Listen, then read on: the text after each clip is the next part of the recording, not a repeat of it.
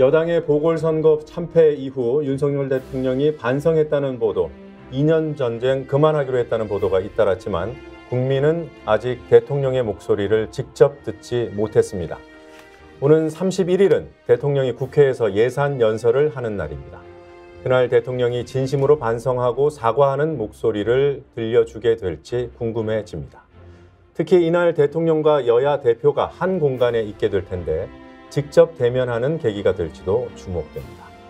혹시 했던 윤석열 신당도 별 볼 일 없을 것이라는, 오히려 여권의 공멸을 가져올 것이라는 여론조사도 나와 있는 상황입니다. 마지못해서라도 고개를 숙이게 될까요?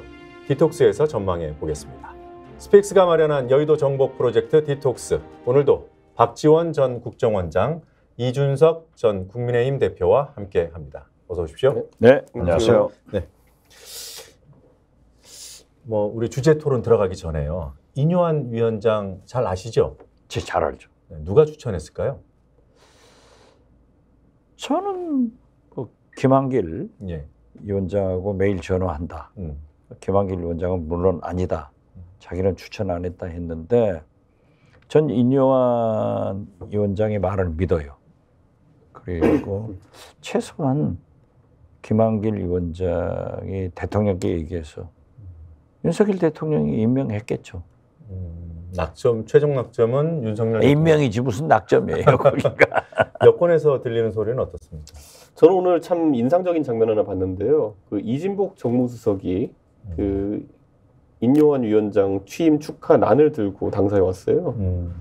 그런데 여기에 두 가지 의미 뭐냐면, 그래서 이진복 수석이 뭐라 말했냐면은 총선이라는 앞두고 당무에 용산에 개입할 의사가 없다라는 취지로 이야기했어요. 근데 그 말이 얼마나 자기 모순이냐면요. 당의 혁신위원장 취임하는데 정무수석이 난을 들고 온 케이스를 저는 기억하지 못합니다. 저도 여당 때 혁신위원장 해봤고요. 제가 대표할 때 최재형 혁신위원장 임명하기도 해봤고요. 예.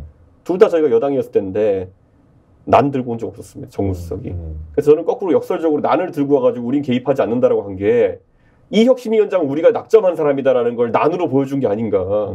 그래서 저는 좀 모순적인 인상적인 장면이었다 이렇게 생각하고 예. 어쨌든 인요한 위원장은 제가 기억한 한에서는 최초로 대통령의 난을 받으면서 출범한 혁신위원장이 된다. 예. 그 순천 인시 시조잖아요. 그렇죠. 예. 혁신위원장 얘기 나오기 전부터 출마설도 있었단 말이에요. 만약에 그 인요한 혁신위원장이 혁신이 안 맞고 출마했을 수도 있었을까요? 순천에서 출마한다는 얘기는 없었고, 네. 서대문, 네, 서대문갑. 예. 네, 우상호 의원이 이제 불출마 선언을 하니까 지금 연세대학교 신촌 세브란스 병원에 있으니까 거기에서 출마한다는 설이 있더라고요. 예. 근데 확인은 안 해봤지만 네. 어떻게 됐든 저는 인요한 혁신위원장이 됐을 때 하루는 쌈박할 거다. 하루는? 예, 하루는. 하루는? 재밌잖아요. 여러 가지 스토리가 있어서. 예. 산뜻한데 그 다음에 분란이냐 당 발전이냐는 좀 두고 보자. 예. 그런데 어떻게 됐든 인요한 위원장이 재밌는 분이에요. 순천에서 태어났는데 자기 형님이 로버트 린턴이라고 유진벨 재단 이사장이에요. 예. 자기 형수가 부산 분이야. 저한테 늘 그래요. 아니 전라도 사람이 어떻게 부산 여자한테 결혼하느냐 하고 자기 형을 막 비난하면서 자기는 순천 여자하고 결혼했다. 이렇게 그 재밌는 분인데 어떻게 됐든 학생 때 5.18 광주로 갔어요. 단신으로 가서 거기에서 외신들, 외국 기자들이 이제 한국말을 못 알아듣잖아요. 예. 이걸 전부 통역해서 외신이 보도하게 한 그런 공로도 있는 분입니다. 그런 이력이 있으면은 그런 인사들은 호남 출마 가능성도 꼭 그 인요한 위원장이 아니더라도 가능성들이 좀 보이는 여권 인사들이 있습니까? 글쎄요, 좀 아직 모르겠어요. 그래요? 천하람 변호사는 순천에서 열심히 하고 네. 또 저하고 광주 KBS 뭐 토론도 해봤는데 예. 소신껏 하더라고요. 네, 그럼 뭐 해남 진도 완도에는 여권 경쟁자는 없겠네요. 아 물론 있어요. 지금 위원장 아, 있나요? 예. 네. 뭐 네, 알겠습니다. 그쯤 하겠습니다. 선거나 골프는 고개 쳐들면 지니까 열심히 예. 해야죠. 뭐. 이 대표는 뭐 전에 뭐 제주에라도 출마할 가능성이 있다 이런 말씀하셨는데 역사적으로 제주도에는 제가 별다른 인연이 없기 때문에 호남에는 있잖아요. 진도에. 진도예요? 좀 그 노래 제가 출마하는데 어떻게 오겠어요? 노래 부르러 간 거? 네. 네. 근데 사실 뭐 아니 그 말씀 중인데 네. 그 청년들이 네. 저한테 얘기를 하더라고요. 아 그래요? 인기는 있어요. 그런데 네. 아 제가 출마하는데 어떻게 해남한도 진도에 오겠어요? 경쟁이 안 됩니까 두 분? 약간 원래 해군은 바다에 싸워야 되는 거고 네. 공군은 하늘에 싸워야 되는 거고 예. 공군을 바다에서 싸우게 만들면은 무조건 집니다 해군한테. 예. 그러니까 저는 영역이 다르다.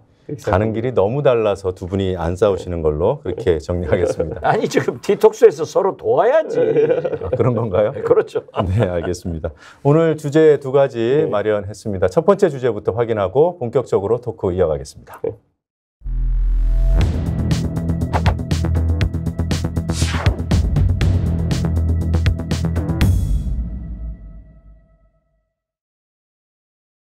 국민의힘은 당의 진실한 변화를 만들어갈 혁신위원장으로 인요한 교수님을 모시고자 합니다.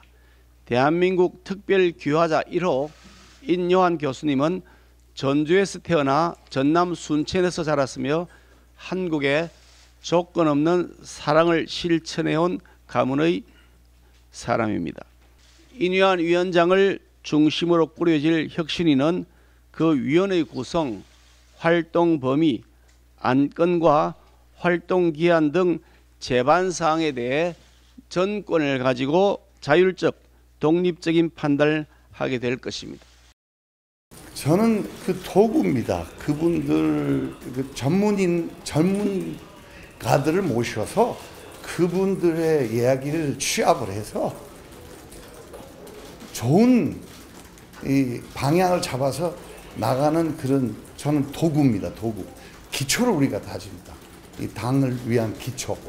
그리고 더 크게 봐서 대한민국 피눈물 같이 대한민국을 사랑하는데 그 기초를 다져야 됩니다. 요번에 다 바뀌어야 됩니다.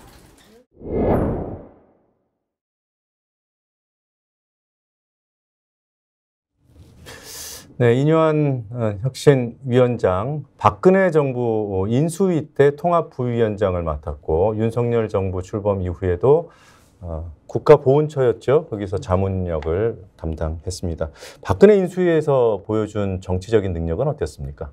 정치적 능력이라기보다는 결국 선거 때 저희가 캠페인을 하는 과정 중에서 그 당시 저희 19대 국회에 들어오신 분들 중에 보면은 이자스민 의원 같이 특이한 이력을 가진 분도 있었고 조명철 의원처럼 또 특이한 이력을 가진 분도 있었고 그러다 보니까 유세 현장에서 이분이 보이면은 굉장히 특이한 그런 어떤 캠페이너로서의 능력을 보여준 적들은 있죠. 근데 그 외에 정치적인 정무적인 어떤 역할을 한 것은 없다라고 보시면 되고요. 우선 많이 친숙한 분이니까 대중적으로는 큰 효과가 있겠죠. 네. 뭐 정무적인 능력을 확인해 본 적은 없다. 동의하십니까?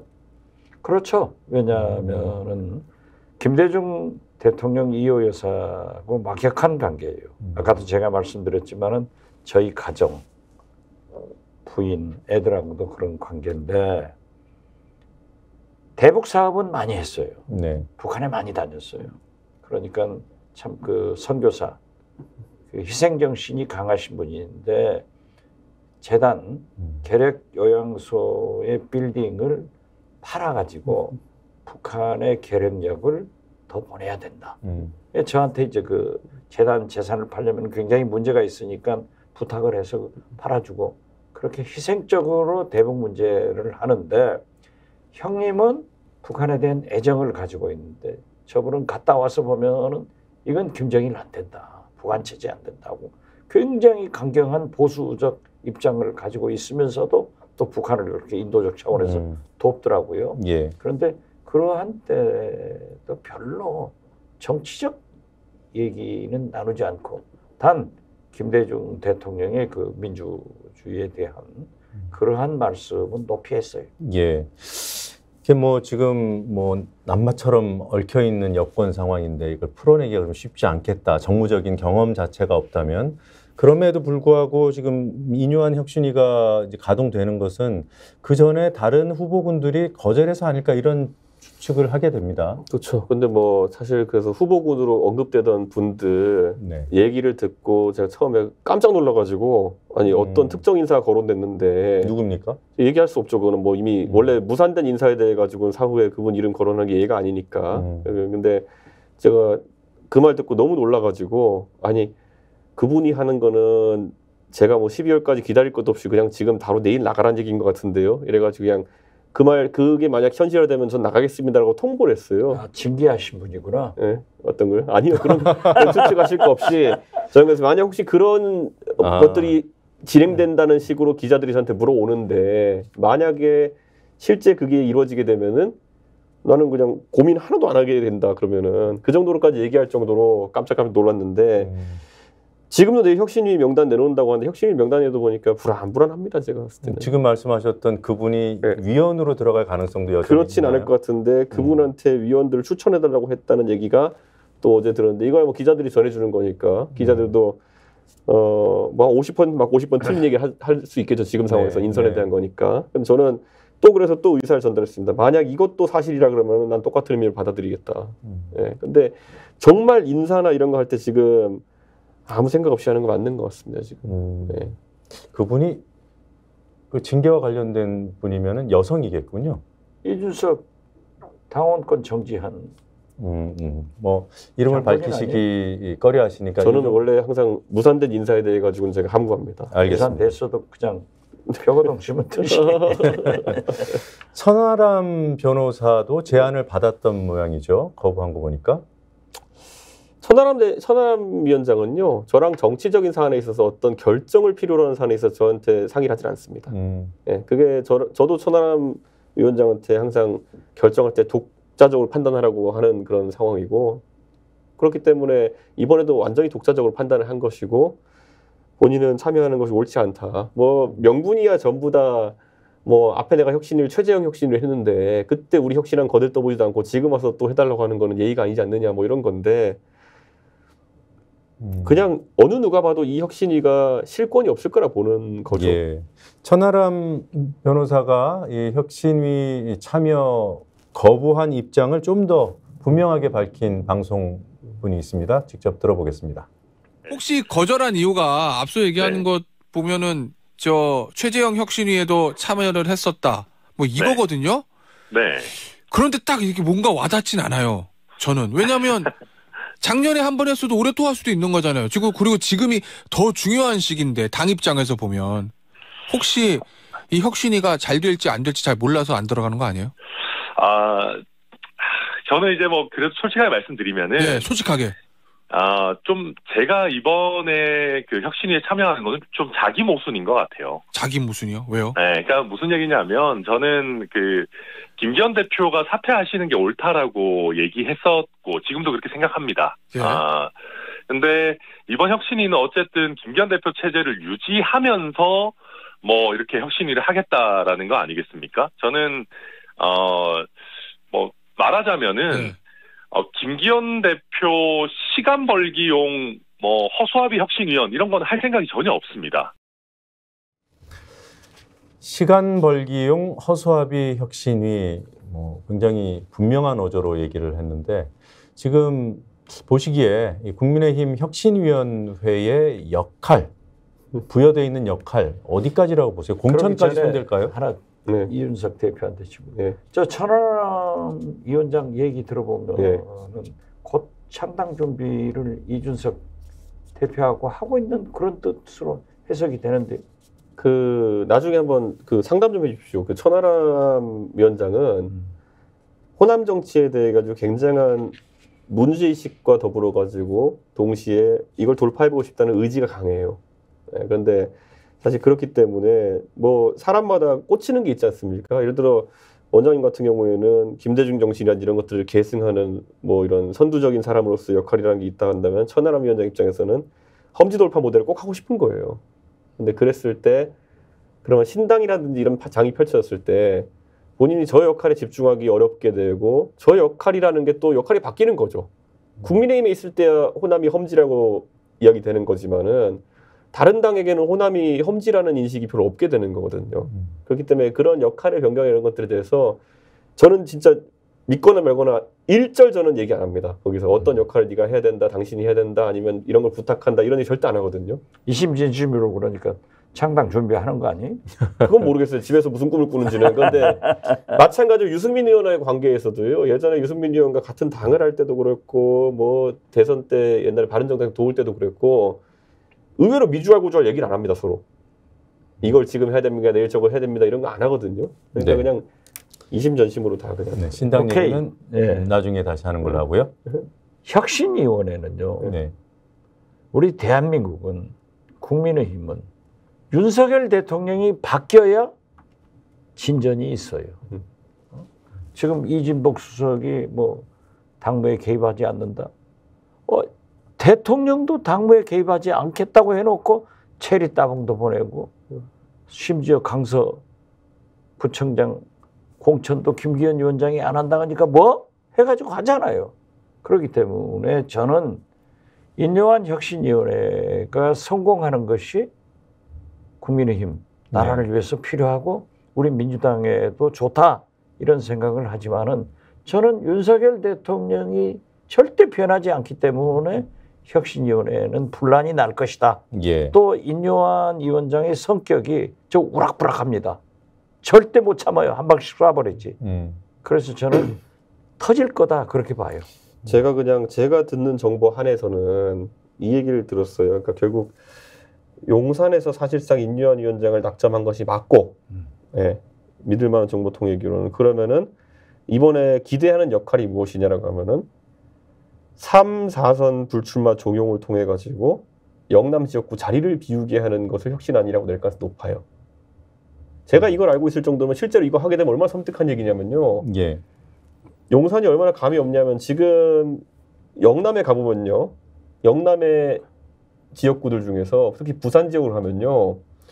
다선 의원들이 자리하고 있는 곳들, 예를 조경태 의원의 사하구라든지 아니면은 뭐 서병수 의원, 서병수 의원 아니면 양산 이런데 뭐 윤영석 의원 계시고 이런 곳들은 서병수 의원님은 동부사니까 약간 케이스 다르겠지만 그 다른 다선 의원들은요. 나름 PK에서 험지에 해당하는 곳을 지키고 있는 사람들이에요. 김도우 의원의 강서구 이런 곳들은 그 사람 아니면 웬만하면 안 되는 곳들이거든요. 그 정도로 민주당의 당세가 이제 부산에서 먼저 잡혔어요.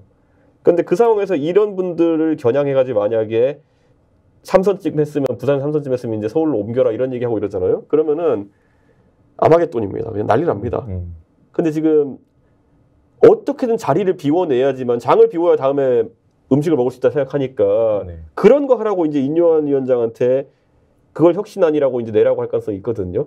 이거 현실화되면 당 깨집니다. 그러면. 그러니까 인요한 위원장이 모두 다 바뀌어야 된다, 뭐 다들 내려와야 된다, 그리고 낙동강 하류 얘기. 그 말이 왜 나왔겠어요. 그러니까 오더 받은 게 그거라는 얘기가 나오고 있는데 저도 이거는 뭐 전원이니까 사실관계는 앞으로 입증이 되겠죠.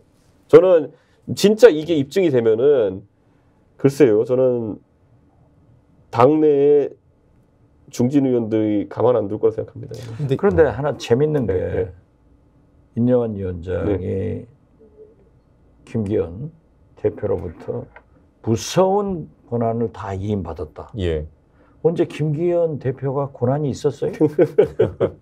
나는 권한이 없었는데 뭘 이임했는가? 그래서 내가 생각할 때는 용산 여의도 출장 소장으로서 대통령실과 대통령의 명령을 잘 복종하는 그 내용을 무서울 정도로 다 전달했지 않는가. 그러니까 저렇게 낙동강 뭐 비오라 어쩌라 이런 소리가 나온 것 아닌가. 저도 그렇게 생각해요. 인요한 위원장이 했다는 그 말 한번 직접 들어보고 말씀 이어가겠습니다. 며칠 전에 우리 대표님하고 식사를 같이 했는데 무서울 정도로 권한을 많이 부여를 해주셨습니다. 제가 솔직히 여기에 권한을 정확하게 아직 어디까지인지 모르지만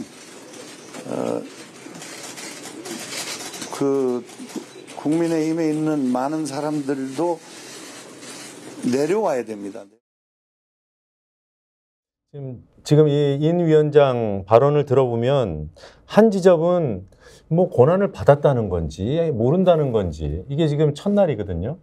그게 조금 모호하고 그래서 뭔가 좌충우돌 느낌이 나고 또 이 발언 말미에 나오는 내려와야 된다. 이건 좀 섬뜩한 그런 느낌을 받을 수도 있겠다. 자, 첫째로 그러니까 혁신위원장이 어차피 지금 할 거는 지금 뭐 혁신안을 뭐 2달 동안 만들고 그걸 의결받고 이런 역할을 하라고 온 건 아니에요. 그냥 큰 마이크를 하나 우선 쥐어준 거거든요. 사람들의 기대를 받는 상황에서 무슨 말 할까 이런 건데 예.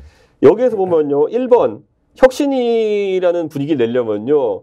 먼저 문제점을 지목하는 절차가 필요합니다. 이게 문제였으니까 이렇게 해법을 내겠어인데 저는 인요한 위원장이 지금 강서보궐선거 민심에 따르면은 어느 누구도 지금 국민의힘의 중진 때문에 국민을 미워하지 않아요. 네. 아마 국민의힘을 지금 실질적으로 이끌고 있다고 생각할 때는 대통령의 실정을 지적하는 의미에서 이런 민심을 보여줬을 텐데 그러면은 보통 진단도 대통령의 통치 스타일에 대해서 먼저 들어가는 게 맞거든요.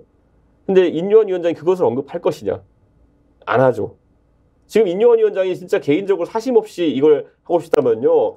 자기한테 주목도가 쏠리게 해야 돼요.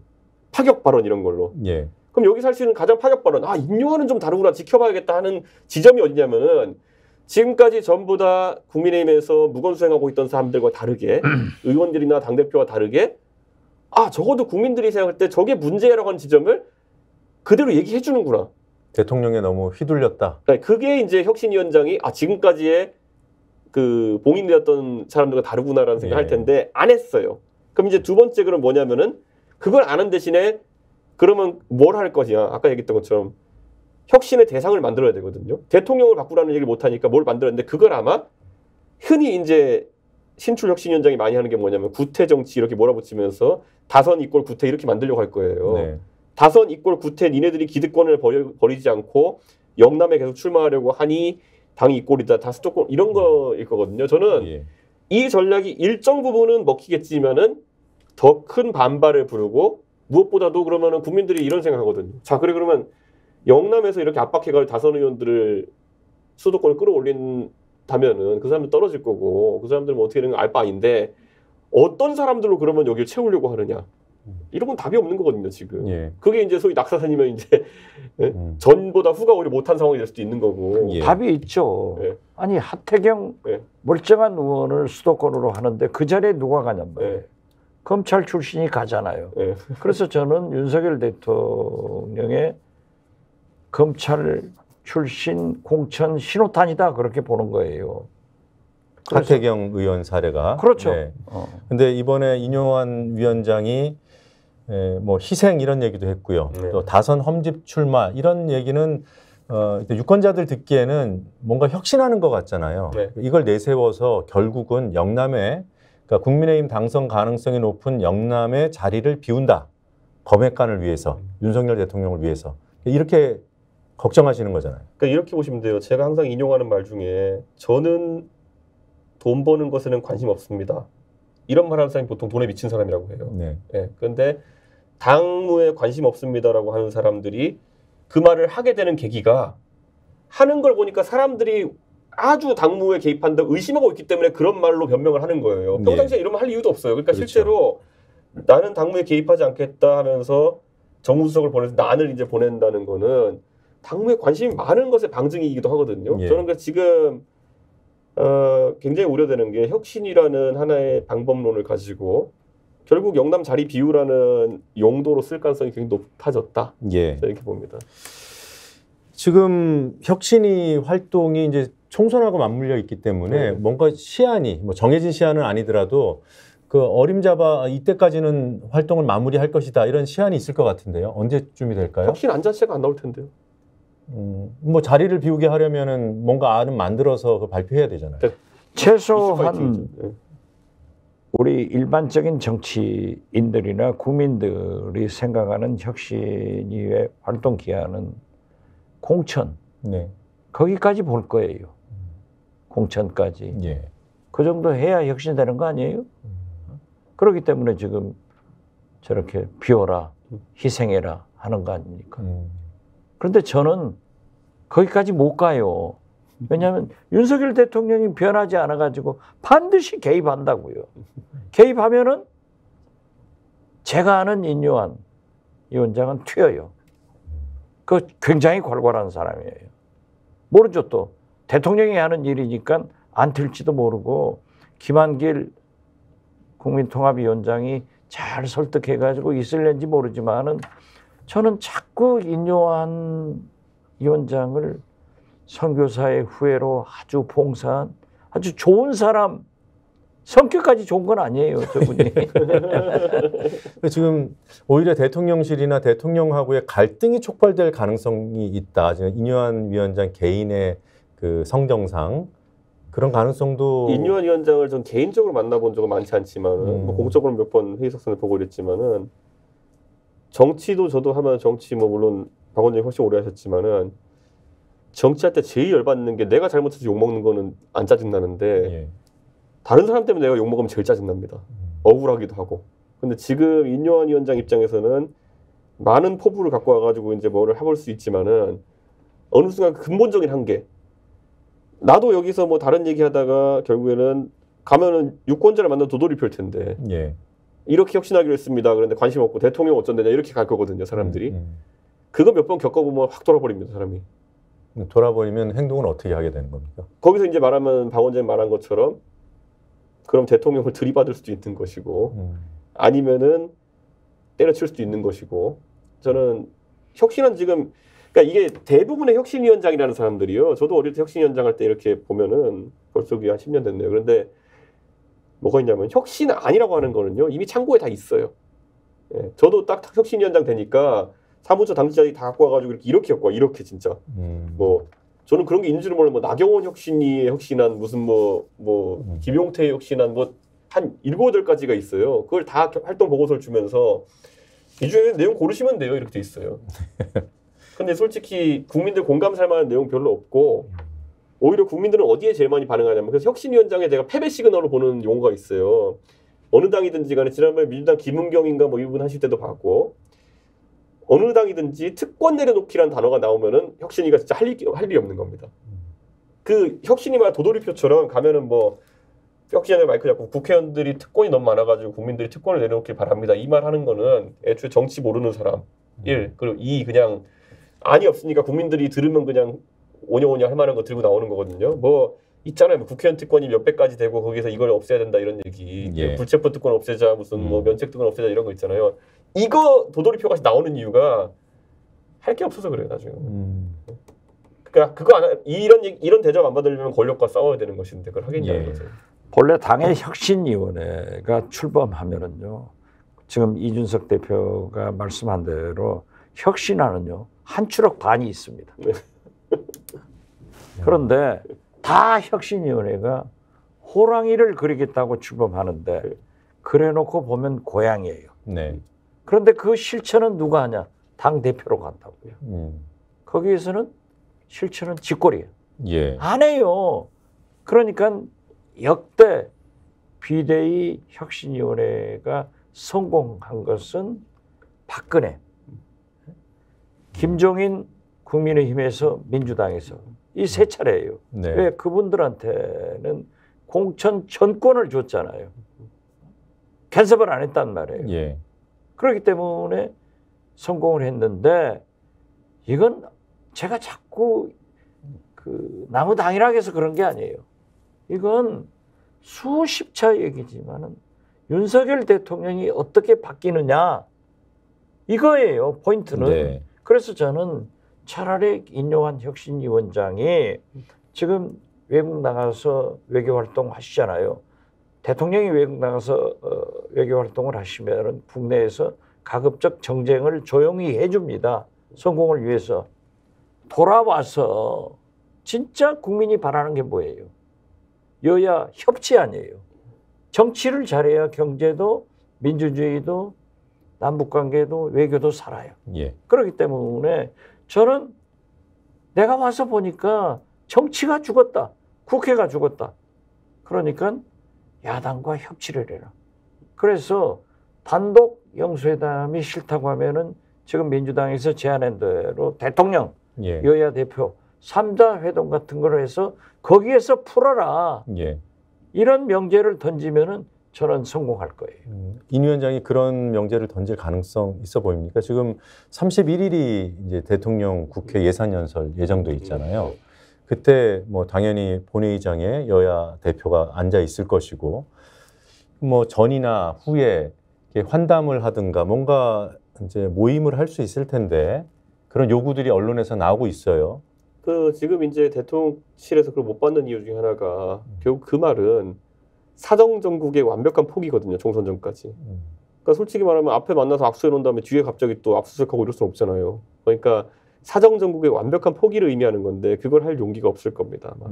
안 받을 것이다. 31일이든 뭐 그러니까 여야 대표와 대통령이 삼자 회동하는 그 모양을 안 만들어 줄 것이다. 아니 지금까지 계속 자기 지지층에다 논리로 이제 만들어 놓은 게 범죄자이기 때문에 안 만난다라는 건데 네. 그 자기 말을 시건하는 건 첫째요. 두 번째로 그러면 그 지지자들 동네에서 말하고 다녔는데 얼마나 민망하겠습니까? 이제 동네 사람 만나면은 이거는 자기 지지자들 사기를 꺾느냐고 생각할 가능성이 높아요. 네. 그런데 네. 범죄자니까 안 만난다 하는 것은 깨졌어요. 장관. 왜냐하면 대통령이 네. 안 만난다고 했는데 네. 집권 여당의 김기현 대표가 네. 만나자 했단 말이에요. 예. 양자회담을 하자 네. 하는 것은 그럼 뭐예요? 대통령은 범죄자고 집권 여당의 대표는 범죄자 아닌 거예요? 그렇기 때문에 그건 깨졌는데 해외 순방을 하면은 역대 대통령들은 귀국을 하시면은 해외 순방의 성과가 좋잖아요. 외교라는 건 다 합의해 가지고 가는 거예요. 그러니까 자꾸 대통령 해외 나가려고 하는 거야. 갔다 오시면은 오부 요인들하고 내가 이렇게 성과가 있었다. 하고 여야 네. 당 대표들을 초청해서 대통령실 즉 청와대에서 했어요. 안 한단 말이에요. 이것도 안 하지만은 국회 시정연설 예산 설명 연설하러 오시면은 전에 국회의장단 그리고 여야 대표 원내대표 이게 모여가지고 거기서 환담을 해요. 예. 그런데 나는 진짜 변하려면은 그렇게 해서 이재명 대표와 만날 수밖에 없고 그리고 삼자 회동을 해야 된다. 진짜 안 하려면 나 국회 시정연설 하러 안 나와버릴 수도 있다. 저는 그렇게 봐요. 그러니까 총리 대동하면 되는 거죠. 뭐 대통령 또는 용산의 입장이 어떻게 될지와 별개로 인요한 위원장이 그걸 요구할 가능성이 있다고 보시는 거죠? 아니 그러니까 인요한 수용하라고. 위원장이 그러한 정치적 경험과 그러한 그 경륜을 가지고 있는지 그건 모르겠어요. 그러니까 디톡스 보고 해라 이거죠. 또 네. 저는 인요한 위원장한테 축하 전화도 하고 잘해라. 나하고도 그 전화했어요. 가까우니까. 예. 그렇지만 나도 그런 전화를 한번 더 하실 당신이 건가요? 그렇게 해봐라. 음. 이것이 정치를 푸는 거고 혁신위원장이 진짜 혁신하는 거지 무슨 내려놔라 뭐 바꿔라 이건 아니다. 저는 그렇게 생각해요. 그러니까 인 위원장한테 한 번 더 설득을 하실 거라는 말씀이시죠? 아니 전화 한번 해볼 생각을 지금 가지고 있어요. 예. 혁신위가 보통 한 세 번째 회의 정도까지는 기자들이 찾아갑니다. 처음에는 위원들이랑 같이 자 인사 한번 하고 두 번째 네. 회의 한번 하는 거 정도 스케치하고 한 세 번째까지는 그래도 관심 갖고 가다 그 다음부터는 이제 잘 안 가거든요. 내용이 안 나오니까 보통 혁신위 취재가 그래요. 근데 그거를 이제 그렇게 안 가게 하려면 위원장이 계속 말을 만들어서 기사거리를 만들어 줘야 되는 건데 그래야 혁신위 자체 힘이 실리는 건데 그래서 보통 처음에 많이 투입하죠. 용두삼이 시길이 되더라도 처음에 많이 혁신의 주요 아젠다를 꺼내놓거든요. 지금 그런데 첫날은 어쨌든 희한하게 흘러갔어요. 처음에 뭐 낙동강 뭐 어쩌고저쩌고 하다가 그 농담이라고 그러잖아요. 걷어들였잖아요. 농담도 못하냐. 예, 그 그러면서 농담이 예. 혁신위원장은 하는 게 아니에요. 그런 농담이. 그게 지금 서투른 출발을 하는 거야. 그러니까 문제 뭐냐면 저는 이게 말실수였다고 한다 하더라도 낙동강 이런 건 비유적 표현이기 때문에 약간 의도하지 않던 해석을 자기가 잘 갖다 붙이면 되는 거였어요. 그 다음날. 예. 근데 농담이라 해버리니까 사람들이 당황한 겁니다. 이게 어떤 분위기냐면 낙동강 이 전투가 이렇게 해야 된다 했을 때 보수 언론들은 이걸 굉장히 위대하게 포장하려고 노력을 했었어요. 하루 동안. 어떤 결심의 발로 이런 것처럼. 근데 그 다음에 그래놓고 나니까 농담이었다 이래버리니까. 예, 낙동강 밑에면 영남인데 영남의 자리를 다 비우라 뭐 이런 의미로 해석이 되니까. 처음에는 그게 그러니까 이게 대대적인 그러면 뭐 인적 쇄신의 목표를 가지고 가는 거냐 네. 이렇게 분위기 좀 띄워줬거든요. 네.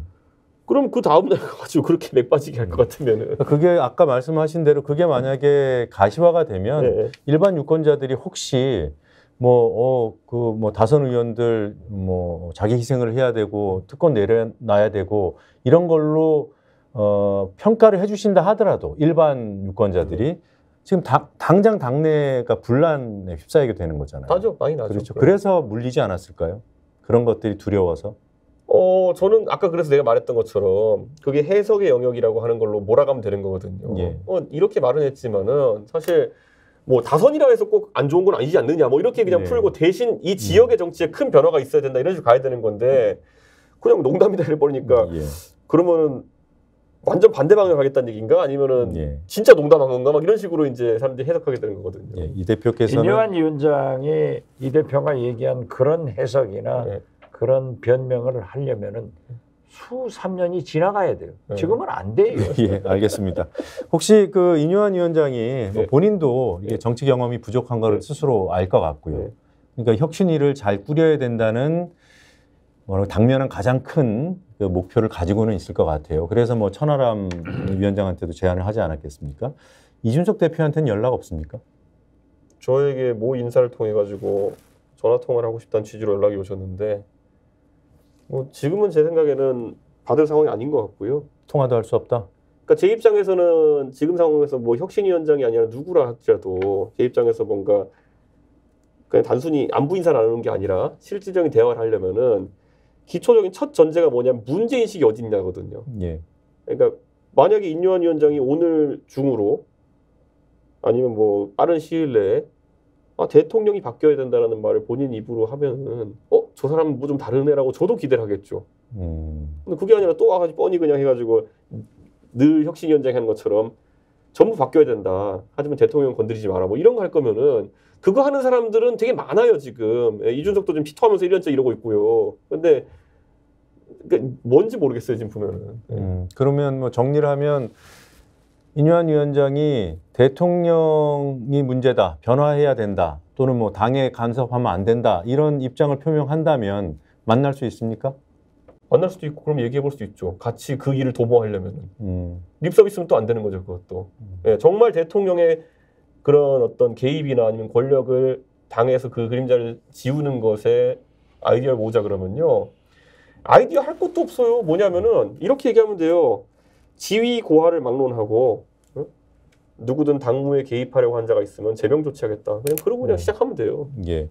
지금 이 디톡스 보고 계신 그 혁신이 취재하는 기자분들 인요한 위원장한테 한번 물어봐 주십시오.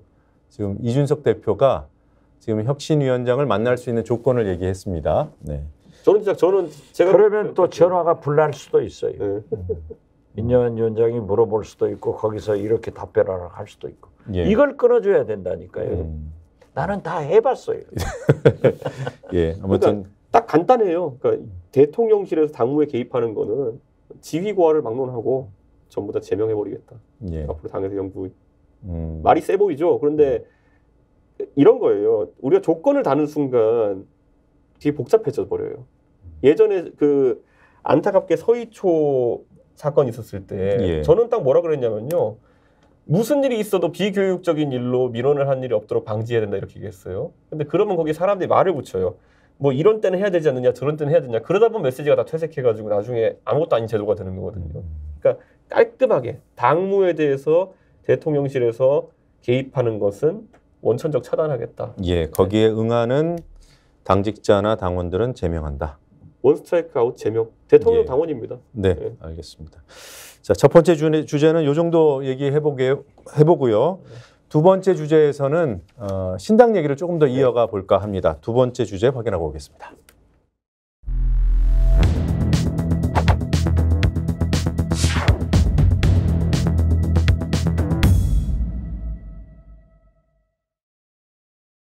윤 대통령이 취임하시고 나서 계속해서 그 정계 개편은 그 염두에 두시고 지금까지 국정 운영을 해왔습니다. 이런 차원에서 이 방법이 다른 선택지가 없다고 생각되면은 예. 신당 창당을 고려하실 수 있지 않겠느냐. 그러나 현재 과연 신당 창당을 할 만한 동력이 있느냐. 예. 논자에 따라서는 김한길 사회통합위원장이 중심 대사할 것이라고 그러는데 과연 지금 여권이건 야권이건 또는 국민들이건 간에 김한길 위원장에 대해서 그만한 신망을 두는 그런 모멘텀이 있습니까? 저는 없다고 봅니다. 우선 저는 정치를 떠나 있는 사람이고요. 또 지금은 제가 맡고 있는 국민통합위원회 일에 전념하고 있는 사람입니다. 일부 언론 등에서 말해주고 있는 신당 창당은 생각해 본 일도 없고요. 앞으로도 그럴 일은 없을 겁니다. 총선에서 어떤 역할을 하실지 생각하신 게 있으세요?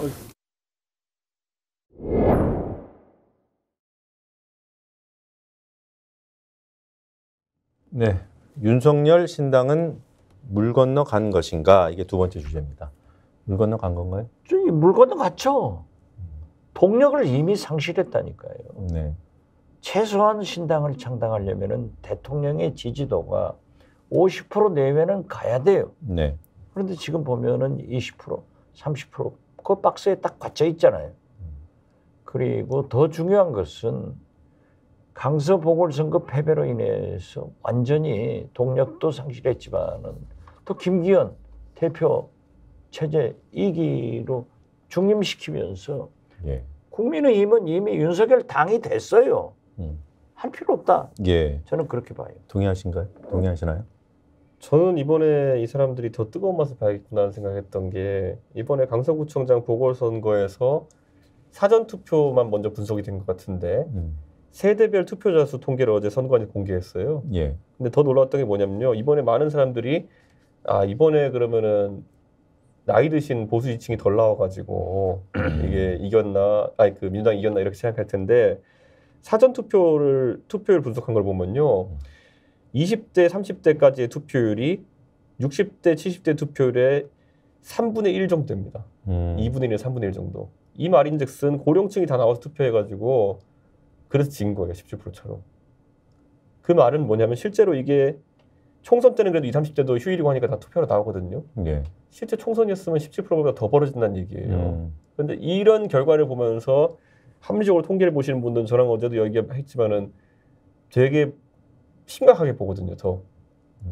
그런데 지금 17%라는 게 뭔지 감도 지금 안 잡히는 상황일 거예요. 네. 그러다 보니까 계속 이걸 장악할 게 없어요. 지금 당이 지금 이게 내년 총선 끝나면은요.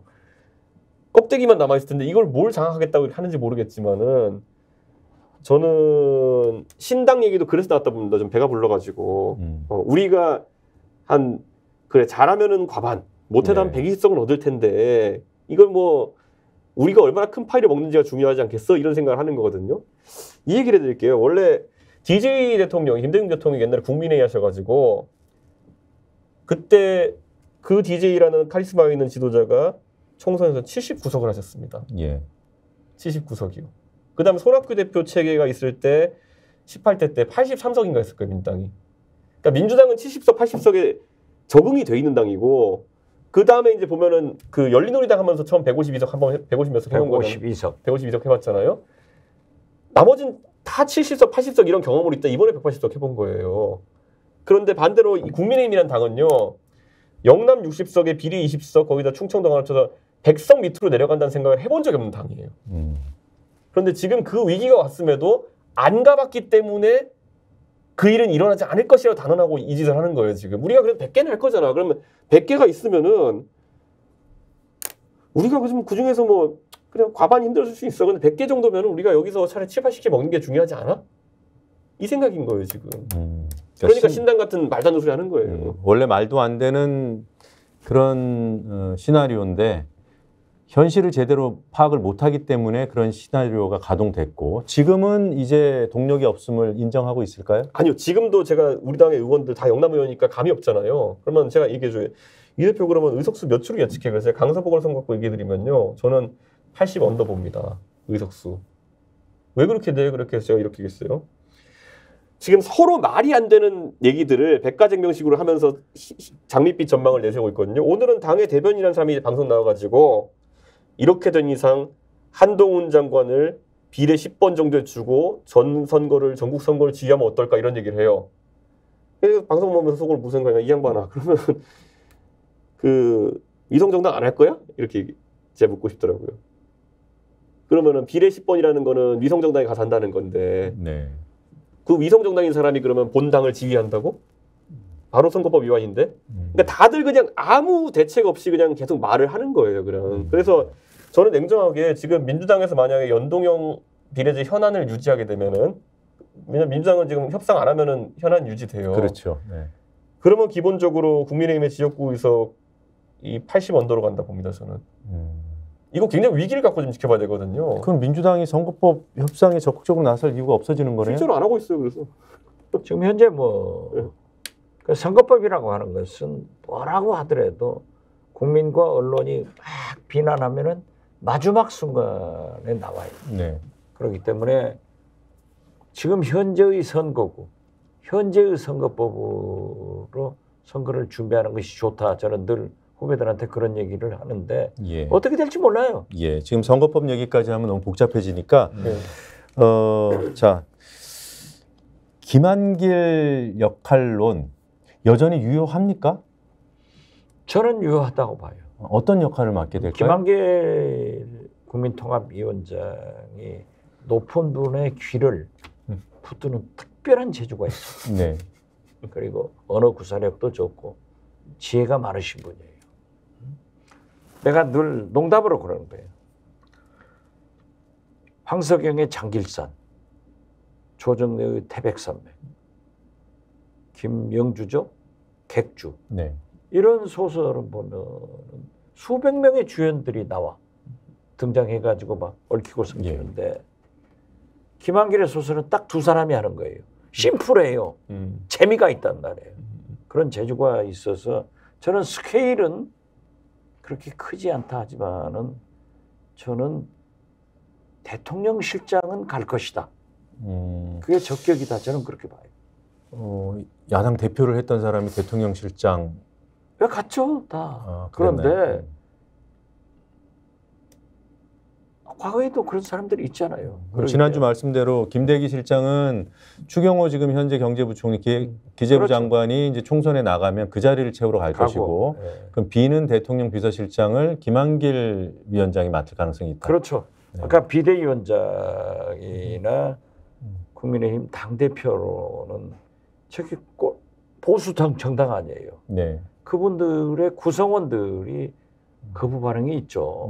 용인하기 어려울 것이다. 네. 어려울 거다. 네. 그렇다고 하면은 저는 그 역할이 또 총리를 그 집권 초에 굉장히 원했다 하는데 민주당에서 배신자다. 그래가지고 인준을 안 해줘요. 네. 그렇기 때문에 제가 볼 때는 대통령실장의 역할은 하실 분이고 또 하시면 잘할 것이다. 저는 그렇게 봐요. 근데 이번에 이제 김한길 위원장 역할론이 부각되면서 대통령이 한번 뜨거움을 느껴본 게 있는 게 뭐냐면은 보수 언론과 강경 보수 지지자들 사이에서 김한길 위원장에 대한 비토가 너무 심합니다.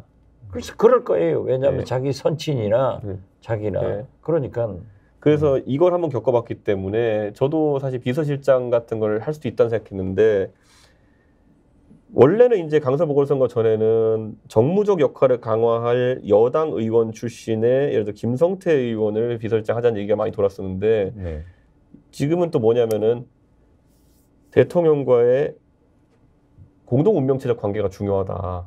그래가지고 참 저도 듣고 뭐라 해야 될지 모르겠는데 석동현 그 처장 이야기가 나옵니다. 그러면 한태경 사네. 그러니까 거기보다도 이제 보면은 그 석동현 검사장의 비서실 내 역할론이 나오고 있다. 지금 뭐 참고로 석동영 지금 현재 평통 사무처장 지금 하태경 의원 지역구였던 해운대 하태경 의원이 이제 수도권 출마를 선언했기 때문에 그 빈자리를 지금 노리고 있다. 이미 뭐 꿰찼다 이런 보도들 전망들이 나오고 있는 바로 그 석동현 대통령의 친구. 40년 지기. 네. 그래서 저는 이런 것들이 이제 사실 저희 이런 말씀 좀 드리겠지만은 비서실장 해보시고 했지만은 보통 대통령이 4년 차쯤 가면은 권력 누수를 막기 위해 가지고 내가 제일 믿을 수 있는 사람을 보통 비서실장 쓰지 않습니까? 순장조를 쓰죠. 순장조는 아니고 순장 안 되셨어요. 그런데 지금 특기할 만한 건 뭐냐면 2년 차에 벌써부터 권력 누수를 의심해 가지고 뭔가 개혁적인 확장성 인사가 아니라 만약 친구 인사를 하게 된다 하면은 굉장히 방어적으로 나가는 겁니다. 근데 지금 슬슬 우려가 나오고 있어요. 이런 것들에 대해서. 우려가 아니라 윤석열 대통령은요. 내년 4월 총선이 끝나면은 급속도로 물리적으로도 3년 차에 레임덕이 시작돼요. 아니 민주당은 아까 79석을 가지고 김대중은 정권 교체를 했고 115석을 가지고 노무현 당선 재창출을 했어요. 그런데 지금 만약에 민주당은 이 저항하는 투쟁하는 DNA가 있지만은 국민의힘은 미안하지만은 권력에 순종하는 DNA가 있어요. 그렇지만은 떠오르는 태양에 줄을 서지 의원들이 지는 달에 줄 안 섭니다. 그러니까 내년에 그건 레임덕 오는데 그걸 준비를 하셔야 된다니까요. 그렇기 때문에 저는 뭐 1000가지가 변해도 안 돼요. 단 한 분 윤석열 대통령이 변해야 나라도 살고 당신도 성공한다는 것을 자꾸 강조하는 거예요. 예.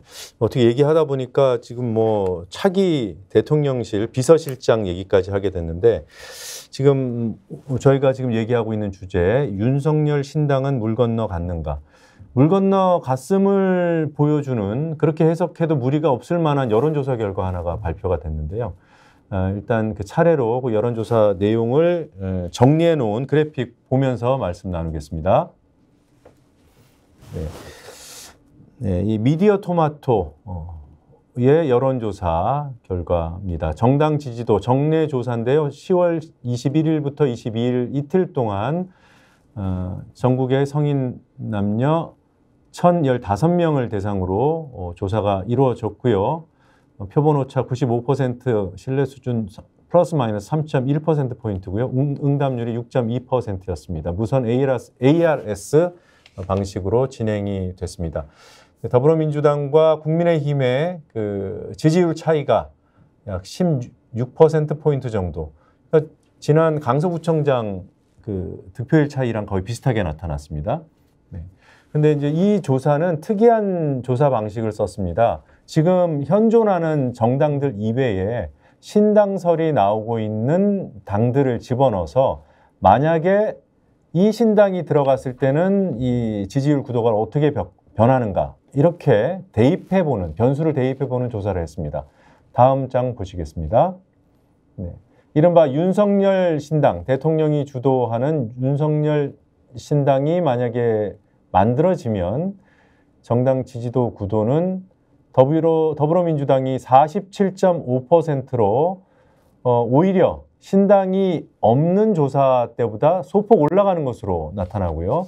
국민의힘은 신당이 없을 때는 30.4%였는데 19%로 무려 3분의 1 이상 지지율이 날아가는 것으로 그만큼 윤석열 신당이 현재 국민의힘을 약화시키고 오히려 야당을 강화시키는 그런 결과가 되지 않겠나 이런 전망을 할 수 있는 결과고요. 다음 장 보시겠습니다. 만약에 유승민, 이준석 신당이 출범을 한다면 국민의힘도 일부 지지율이 빠지고 특이한 것은 더불어민주당의 지지율이 8%포인트 이상 빠지는 것으로 그렇게 조사 결과가 나왔습니다. 이건 어디까지나 변수로서 대입해 본 추정치임을 말씀드립니다. 이 정도 결과 지금 뭐 여기 출연해 계신 신당이 17.7%면 네. 굉장히 높네요. 그러게요. 본인 이름이 지금 적혀 있어서 좀 그런데 어떻습니까? 예상했던 정도인가요? 그럼 지금 현재 단순 비교를 한다면은 300석 중 60석을 한다는 거예요. 5, 60석 정도 하는 거죠. 네. 그러니까 이렇게 보시면 되는데요. 신당 창당하세요. 그러니까 여당에서 뭔가 나와가지고 말하는 사람들이 전부 다 통계나 이런 것들에 대해서 정말 무지하다는 게 또 드러나는 게요. 지난번에 제가 강서구청장 보궐선거 결과 18% 정도 차이 난다 예측했을 때 김병민 최고위원이 저한테 사이비 평론가라고 했잖아요. 예. 그래서 제가 이제 두고 보자 했는데 결국엔 17 정도 나왔잖아요. 제가 뭐 지금 뭐 점술가도 아니지만은 제가 여기서 그 처음에 이 신당 얘기가 나왔을 때 한 3-4% 나올 거다라고 또 해가지고 그 여당 관계자 디스를 계속 했었거든요. 예, 오히려 국민의힘이 올라간다고 했죠. 그러니까 장기적으로는 오히려 이준석 나가면 이득이다 뭐 이런 얘기도 하고 했었잖아요. 그렇죠. 그러니까 진짜 전광판을 안 보는 정도가 넘어가지고 이제는 모든 게 맨날 부정선거만 외치고 다니다 보니까 모든 게 다 조작이고 부정선거라고 생각하는 것 같아요. 예. 그러니까 저는 이거 굉장히 위험한 게 데이터를 보고 얘기하면 그런 말들이 나올 수가 없어요. 그래서 제가 이제 가장 특징적인 게 저 조사에서 그 유승민 이준석 신당이 있었을 때 민주당이 오히려 원래 없었을 때 나왔던 지지율보다 한 8% 정도 빠진다 나오잖아요. 예, 그 그래픽 다시 띄워주십시오. 세 번째 봤던 그래픽 보겠습니다. 네. 여기 보면 8% 정도 빠진다 나오잖아요. 예. 이걸 보고 또 이제 김병민이라는 사람은 가가지고 이준석 신당은 오히려 그러면은 민주당 사람들이 좋아하는 거다 이렇게 하면서 또 무슨 역선택 이론 같은 걸 얘기하려고 해요. 근데 정상적으로 데이터를 분석하는 사람이라면요, 저 8%에 해당하는 사람이 원래는 대선 때 우리를 지지했다가 우리한테 상처받아가지고 넘어갔던 사람들이라는 생각을 하지 못하는 거예요. 그 사람들이 가장 가까운 지향을 찾아왔더니만은 신당이다라는 얘기를 하는 건데, 그러니까 당의 최고위원으로 앉아 있다는 작자들이 지금 분석할 때 그런 식으로밖에 못 하는 거예요. 그러니까 네. 해법이 잘못 나오죠. 예. 예. 국민의힘 입장에서의 분석은 이 대표님 분석이 이해가 되는데 민주당 입장에서 보면 만약에 저 정도로 그 이준석, 유승민 신당이 파괴력이 있다면 민주당 지지율 빠지는 거잖아요. 그럼 경계해야 되는 상황 아닙니까? 민주당 지지율은 빠질 거예요. 왜냐하면은 저 신당이 중도 보수 신당이거든요. 네. 그러니까 민주당을 지지하고 있는 중도 보수 세력은 신당으로 옮겨갈 수 있고, 제가 볼 때는 우리 민주당 소속 의원 몇 명도 그쪽으로 넘어갈 확률이 많다. 그렇기 때문에 빠져나간다. 저는 예. 그렇게 봐요. 그럼 민주당 입장에서는 뭐라고 할까요? 그럼에도 불구하고 여권이 분화되는 것이 낫다고 보는 겁니까? 아니면 저는 3당 체제가 출범하는 것이 네. 개헌 다음으로 중요하다. 지금 양당 체제로 너무나 극단적 대립 분열의 정치를 하고 있기 때문에 차라리 3당이 되면은 더 통합의 타협의 정치, 협치의 정치를 할 것 아니냐 그렇게 봐요. 예. 그 예가 김대중, 김영삼, 노무현, 죄송합니다. 노태우, 3당 합당. 김종필. 네. 이 4당 체제 때 국회에서 가장 타협을 해서 91% 이상의 법안이 다 통과됐어요. 예. 그런데 양당제 되면 안 돼요. 그리고 중간에 캐스팅 보트가 있어야 된다. 아이러니컬하게도 안철수 신당 때 제가 안철수 신당의 원내대표를 했거든요. 예. 이때 국회 개원을 하루 미기하고 했어요. 그래서 저는 우리나라 정치 발전이 돼야 나라가 사는 거 아니에요? 지금처럼 저렇게 윤석열 독주 정권 같은 것을 탄생 안 시키기 위해서는 개헌이 좋지만 그것이 불가능하다 하면은 국민이 선택한 3당 체제가 훨씬 좋다. 예. 저는 그렇게 봐요. 지금 이 유승민, 이준석 신당 뭐 지금 여론조사 지금 하나 나온 거잖아요. 또 하나 오늘 나왔는데 이거는 유승민 이준석 신당이 아니라 제3지대라고 하는 거로 오늘 또 하나 나왔거든요. 근데 그거는 뭐 13여 정도 나오는 것 같더라고요. 예. 여하튼 지금 제3의 신당을 바라는 여론은 분명히 존재한다. 그렇죠. 네, 뭐 유사한 조사들이 이제 거듭될 테니까 조금 더 진행이 되면은 판단도 조금 더 구체적이 될 것 같은데 뭐 어쨌든 간에 그 지금 앞서 보신 미디어 토마토 조사로는 17.7% 상당히 높은 수치가 나왔는데 그게 당이 돼야 그 과실을 따는 것이죠. 그 이렇게 표현할 수 있는 게 저도 이제 어쩌다 보니 바른정당 창당 과정도 지켜봤고 그다음에 바른미래당을 이제 신설합당할 때도 지켜봤고 그다음에 이제 또 결국에는 미래통합당 한다고 할 때도 봤고 예. 새누리당 이름 바꿀 때도 옆에 지켜봤고 저는 이 신당 지지율이라는 건 보통 선거가 가까우기 전까지는 약간 신기루에 가까운 것일 가능성이 높습니다. 예. 지금 그만큼 이 지표는 얼마나 국민들이 양당에 대해서 부정적인 의사를 드러내느냐 정도의 지표고 신당이 이제 서게 되면은 보통 이념적 지향은 어느 정도에 놓이느냐 아까 중도 보수 정도로 이제 박지원 원장님은 보셨는데 그 지향점이 어디에 놓이느냐 그러니까 하나가 첫 번째 일제고 두 번째는 어떤 사람들과 하느냐 그리고 저 당을 만약에 밀었을 때 그러면 한 4년 뒤에 3년 뒤에 있을 대통령 선거 때까지 저 당이 존속하겠느냐 그리고 저 당이 그러면은 수권 정당이 될 수 있겠느냐 뭐 여러 가지를 보고 유권자들 복합적으로 판단하는 거거든요. 그러니까 저는 이 조사는 말 그대로 그냥 국민의힘의 생각이 틀렸다 정도만 인지할 수 있는 조사고 네. 실제 뿅 했을 때 신당이 어느 정도의 규모에 어느 정도 위치를 갖게 될 것이냐는 가봐야 안다. 예. 그래도 하여튼 뭐 설문에 들어가 있는 거 자체가 제목이 유승민, 이준석 신당이잖아요. 근데 지난주 출연하셔서 유승민 의원하고 같이 못할 수도 있다. 그분은 오히려 무소속으로 그 서초 갑에 출마할 가능성이 있다. 그렇게 조언하고 싶다 말씀하셨잖아요. 신당을 같이 할 가능성 어느 정도로 보십니까? 저는 이제 이런 거죠. 유승민 의원이랑 저랑 여러 가지 지향점이 비슷하지만은 최신 아젠다들에 대해 가지고는 좀 어긋난 지점들이 있어요. 네. 예를 들어 쓰는 용어도 좀 다른 게 있어요. 예를 들어 저 같으면은 출산율이라고 합니다. 근데 유승민 의원은 방송할 때마다 꼭 출생률이라고 하거든요. 예. 이게 별로 중요하지 않은 건 같지만은 실제 이런 언어 하나에도 민감한 게 요즘 지지층들입니다. 거꾸로 아닌가요? 어떤 게? 출생률이라고 쓰시. 제가 출산율이었습니다. 저는. 아 그런가요? 네, 이게 결국에는 젊은 지지층 그 정도로까지 사회 이슈에 민감하기 때문에 저는 그런 크지 않아 보이는 차이들이지만 실제로는 나중에 가서 문제 생길 수 있는 지점이 잘 정리가 되면 모르겠지만은 예. 제가 무엇보다 유승민은 고집은 제가 제일 잘합니다. 네. 예. 네. 그 옛날에 뭐 이건 좋은 의미에서는 자기 확신인데 네. 예전에 저희 바른정당 때 유승민 의원 대선 치를 때 뭐 아주 1등할 상황은 아닌 건 알고 있었지만 그래도 어떻게든 지지율 1%도 올리기 위해서 많은 제안들을 하잖아요. 근데 안경 하나 바꾸는 것 빼고는 다 실패했습니다. 워낙 고집이 세다. 네. 좋은 말로 하면 원칙이 강하다. 그러니까 네. 지도자는 다 강한 거예요. 그런데 정당이라고 하는 것은 똑같은 사람 아니에요. 네. 조금 틀린 사람이에요. 네.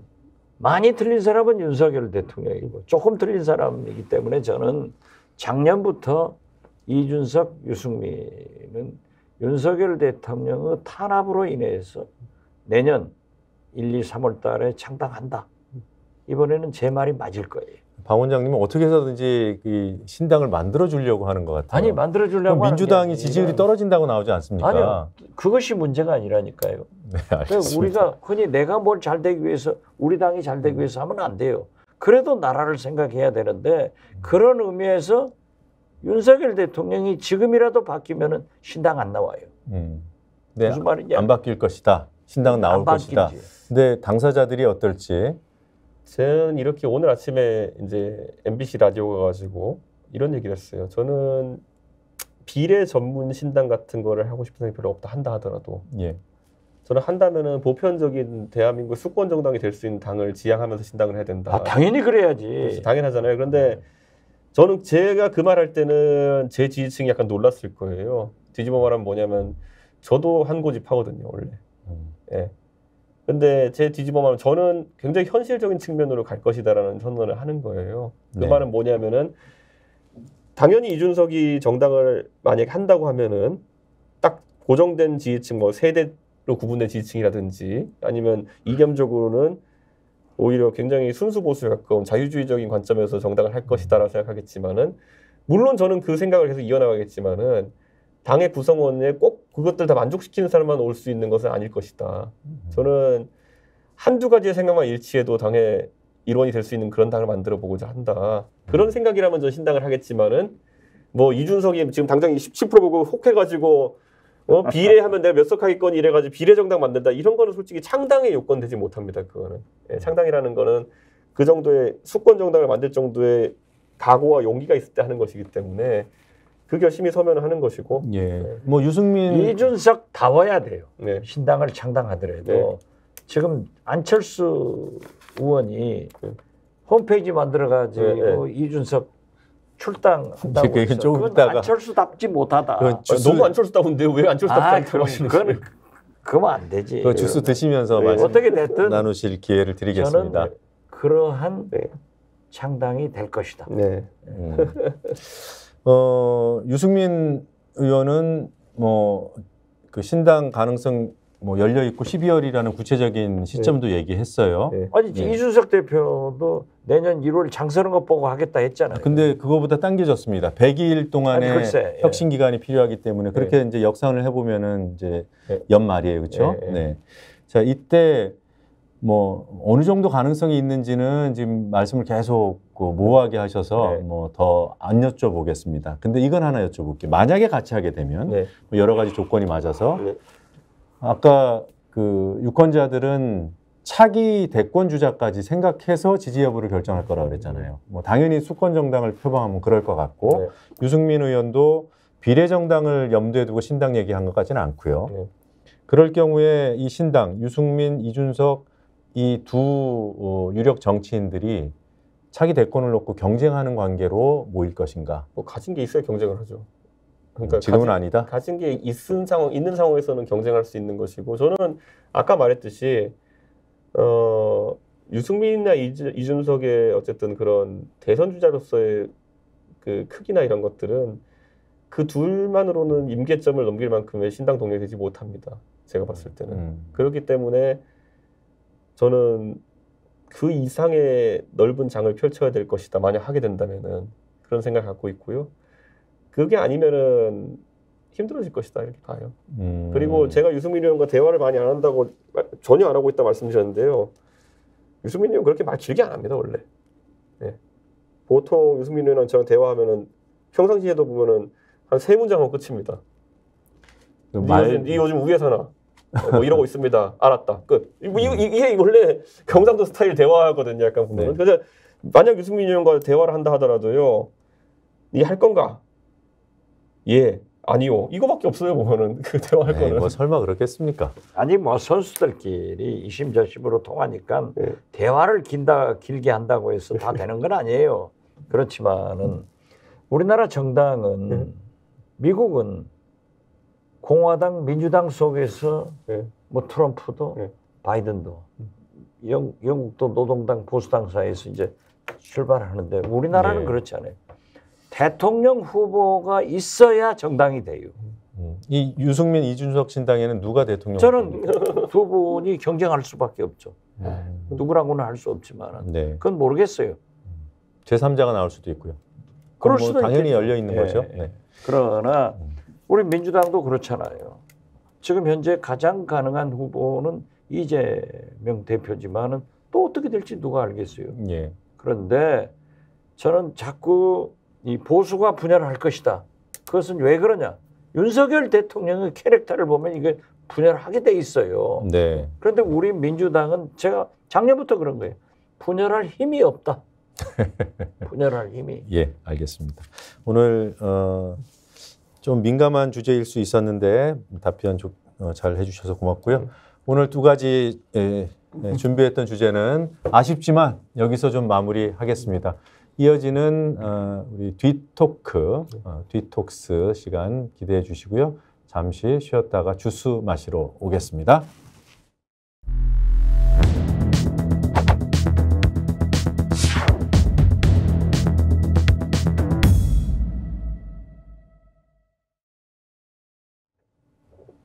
고맙습니다. 조금 전에 그 안철수 의원 얘기 잠깐 했잖아요. 그 제명 추진 아직 진행 중인 건가요? 그 홈페이지 만들어 놓고. 그러니까 이게 좀 문제가 있는 게요. 그 홈페이지에 개인정보 취급 방법이라는 걸 기재해야 되는데 그런 걸 그 제대로 안 해놓으셔가지고 제가 네. 그 어디더라 그 신고한 데가 있어요. 네. 신고를 할까 생각 중이에요. 그게 신고하면 똑같은 사람들. 생각만 하고 있고. 근데 네. 왜냐면은 아니 지금 안철수 대표가 제일 뭐 홍보해 주던데 뭘 그래? 신고는 안 하겠습니다 그러면은. 아, 예, 그럼 신고 안 하는 걸로. 네. 근데 이게 좀 웃긴 게 개인정보의 보호 기간을 예. 이준석이 제명될 때까지라고 해놨거든요. 뭐 영구 보유하겠다는 생각일 텐데 위험합니다 그건 좀. 알겠습니다. 개인정보 그런 게 있지만은 내가 신고하겠습니까? 그 정도로 넘겨놔. 유승민 대표가 싸우지 말라 이런 얘기하면서 견원지간 얘기를 했어요. 근데 우리가 뭐 견원지간 그러면은 뜻이 어떻든 그냥 그 뜻만 이제 이해를 하는데 개와 원숭이 뭐 이렇게 표현을 하셨더라고요. 그건 너무 이제 이철규 사무총장 수준의 해석을 하시는 거고요. 사자성어는 사자성어의 뜻대로 해석한 게 맞습니다. 그러니까 사자성어로 얘기를 안 하고 그걸 풀어서 말씀을 하시니까 이게 제가 양두구육하면 내가 개라는 거냐 이게 이제 국민의힘의 원초적인 그 반응이거든요. 그때 말씀하셨던 게 기억나서 제가 여쭤보는 겁니다. 근데 정상적인 사람이라면은 그 결혼지간 그러면은 개와 원숭이의 사이처럼 사이가 나쁨을 뜻함 이러면 이게 개랑 원숭이로 비교한 게 아닌데 그게 정상인 거죠. 그렇게 이해하고 넘어가야 되는 게. 그러니까 양두국 때부터 세상이 망가져가고 있어요 지금. 이게 동물 들어가는 사자성어 쓰면 징계한다고 난리치니까. 예. 아무튼 그 신고는 안 하시는 걸로. 예, 알겠습니다. 자, 우리 오늘도 정치 복원을 외치면서 오늘 순서 마무리하겠습니다. 정치 복원! 고맙습니다.